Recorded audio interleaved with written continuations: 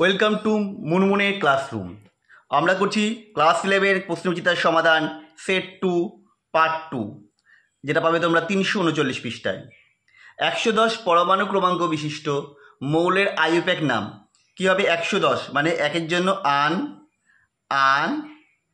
নিয়াম,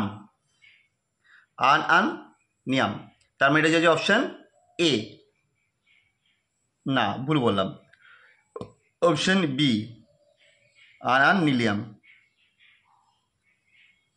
প্রদত্ত যৌগগুলির মানে NH3 AlCl3 BeCl2 CCl4 PCl5 যেসব যৌগের কেন্দ্রীয় পরমাণু সর্বশেষে 8টি ইলেকট্রন নেই তার সংখ্যা কতগুলি? এর সংখ্যা হচ্ছে কোনটা আমরা দেখে নিই আগে। AlCl3 আছে যার বাইরে কক্ষে 8টি ইলেকট্রন নেই। BCl2 আছে, এর বাইরে কক্ষে রয়েছে অ্যালুমিনিয়ামের বাইরে কক্ষে রয়েছে 6টা, বি এর বাইরে কক্ষে রয়েছে 4টে, আর পি এর বাইরে কক্ষে রয়েছে 10টা, অর্থাৎ 3টে, অপশান এ।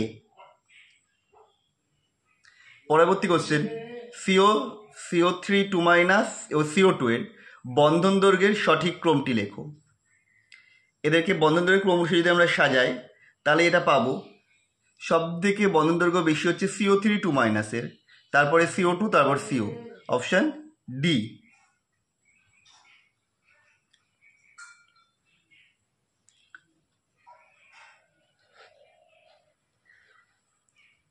প্রদত্ত যৌগগুলির মধ্যে ড্যাশের বন্ধন কোণ সর্বনিম্ন?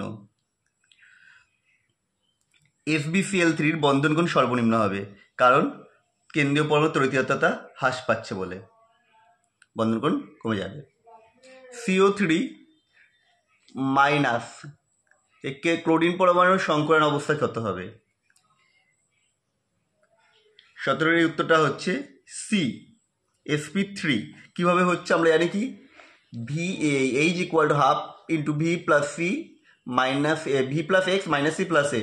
তাহলে এখানে ভি কেন্দ্রীয় পরমাণু ইলেকট্রনের সংখ্যা কত হবে? যোজকের Cl এর জন্য হচ্ছে 7, অক্সিজেন হচ্ছে দ্বিযোজী মৌল, তাহলে এক্স এর মান হচ্ছে 0, কারণ যে হচ্ছে একযোজী মৌলের সংখ্যা। সি চার্জ, ক্যাটায়নের চার্জ, ক্যাটায়ন নয় এটা, অ্যানায়নের চার্জ হচ্ছে 1, বসিয়ে দেওয়া হয়েছে, করলে আসছে 4 মানে হচ্ছে sp3। এবার হচ্ছে রিজুইনিং আর অ্যাসিডিং। বিবৃতি 1, অর্থোনাইট্রোফেনল অন্তঃআণবিক হাইড্রোজেন বন্ধনের উপস্থিতির কারণে উদ্বায়ী। ঠিক। বিবৃতি 2 বলেছে অন্তঃআণবিক হাইড্রোজেন বন্ধনের উপস্থিতির জন্য অর্থোনাইট্রোফেনলের গলনাঙ্ক বেশি, না এটা ভুল। বিবৃতি 1 ঠিক, বিবৃতি 2 ভুল, তার মানে হচ্ছে অপশান ডি। পরের কোশ্চেন দেখো, নিচের কোনটির সর্বনিম্ন বন্ধন দৈর্ঘ্য? এটা হবে O2 2-। এখানে দেখতে হয় প্রত্যেকটার বন্ধন ক্রম কত, যার বন্ধন ক্রম যত কম তার বন্ধন দৈর্ঘ্য তত বেশি, আর যার বন্ধন ক্রম যত বেশি তার বন্ধন দৈর্ঘ্য তত কম হবে। পরের কোশ্চেন চলে আসি, মলিবডিনাম ঘনকাকার কেলাস গঠন করে, ওই কেলাসে একক কোষে কিনার মানে এর মান বলে দিয়েছে 0.31 ন্যানোমিটার। ন্যানোমিটার থেকে যদি আমি ইয়েতে যাই সেন্টিমিটারে 10⁻⁷ দিয়ে গুণ করতে হবে। ঘনত্ব ও পারমাণবিক ভর মানে রো বলে দিয়েছে, এম বলে দিয়েছে, কেলাসে একক কোষে পরমাণু সংখ্যা কত হবে? এটা হবে অপশন বি 2। কী করে হচ্ছে এটা জানা দরকার, দেখো সেটা আমি করে দিয়েছি। রো = Zm/3, ওখান থেকে জেড এর মান বের করেছি, যে 2। আচ্ছা, এবার দেখো এসটিপিতে হাইড্রোজেন, নাইট্রোজেন, অক্সিজেন ও এইচআইয়ের অণুগুলির গড় বর্গবেগের বর্গমূল মানে CRMS এর মানটা বের করতে বলেছে। এর মানটা কত হবে? না এটা হবে, জানি যার আণবিক ভর যত কম তার গড় বর্গবেগের মান তত বেশি হবে, ব্যস্তানুপাতিক সম্পর্ক, সেই হিসাবে অপশান এ হবে। একটি সিলিন্ডারের মধ্যে নাইট্রোজেন ও আর্গন গ্যাসের মিশ্রণে 7 গ্রাম নাইট্রোজেন ও 8 গ্রাম আর্গন আছে। যদি সিলিন্ডারের মিশ্রণের মোট চাপ 27 হয় তাহলে পারে N2 এর অংশ কত হবে? এটার অ্যান্সার হবে হচ্ছে ডি আসছে, অপশান ডি। কী করে আসছে দেখো, দেখিয়ে দিয়েছি। অংশ = মোল ভগ্নাংশ মোট চাপ, মোল ভগ্নাংশ বের করে নিয়েছি, দিয়ে মোট চাপ দ্বিগুণ করে দিয়েছি, এসছে 18 বার।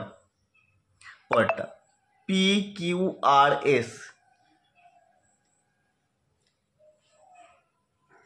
PQRS সংকট উষ্ণতা যথাক্রমে এত এত বলে দিয়েছে। আন্তঃনাভিক আকর্ষণ বল কার সর্বোচ্চ?